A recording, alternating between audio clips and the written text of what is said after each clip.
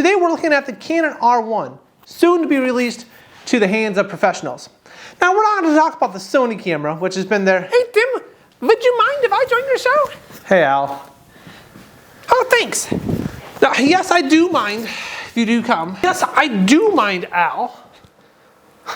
Thanks for having me on the show today. Merry Christmas, Al, and welcome to the show. Al, you're blocking the fire. I'm blocking the fire? I was enjoying this wonderful setup, great time for Christmas so and the Yuletide. They see the fire behind me? And now they can't see it. I would appreciate that if you just edit me out, then they can see the Like the you have picture behind connections me. with the editor. Like they can do that. I'm so weird. That's like the pot calling the kettle black. You're weird, Al. You're weird. I'll give you that. You're very weird. Yes. But I embrace my weirdness. And where was That's like the pot calling the kettle I lost my black. train of thought. What do you think about the Canon A9 III? Yes, I keep up with the times all the time. But the A9 III, whenever I get one, it'll be coming out very, very soon. It's going to change the world because it's got a global shutter. Get it? A global shutter speed? You weren't an English major in college, were you? No, I wasn't much for writing. I was a photography major. Doesn't take a genius to figure that out. You think the A9 III is going to change the world? 120 frames per second. That's very, very fast. 120 frames per second. That's like slow motion. I love it. Why not have pictures at super, super fast shutter speeds? It'll be amazing. It'll be earth-shattering. I think the global shutter has some ability to really change the industry. Canon and Nikon, they're going to have to keep up. And that's important because they need to. And capitalism is a great thing. And be able to have a flash at any power? That'd be great. It'd be amazing. It'd be groundbreaking.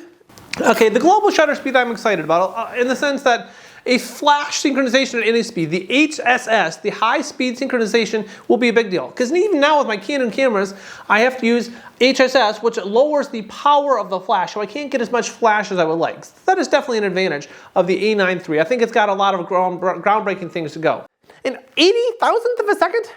Yes, the global shutter speed allows pictures to be flashed at any second. It'd be great. I've been shooting for 20 years using Canon cameras, and I love them. They're great. The R3 is doing amazing things. The R1's going to do amazing things.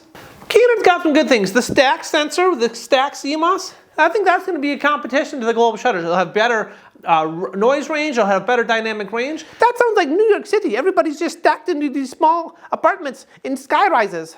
That's like New York City. That's not global. That will never catch on. Tony and Chelsea had some examples of how the Moiré pattern is actually doing quite a bit. Tony and Chelsea. What do we know? They got like 1.6 billion followers. Okay, each is entitled to their opinion, Al.